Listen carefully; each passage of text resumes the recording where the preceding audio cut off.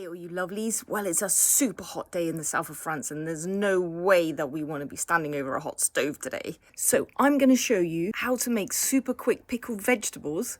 No cooking, no boiling, just fresh, crispy, flavour packed fridge pickles.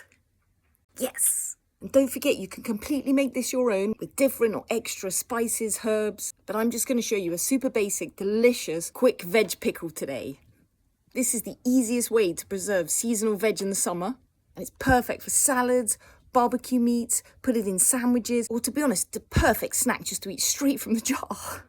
So come on, it's super hot out here. Let's grab those veggies, grab some vinegar, and let's get out of this heat. We're off to the cool kitchen, and let's go make these easy no-cook pickles. Oh, delicious. Come on.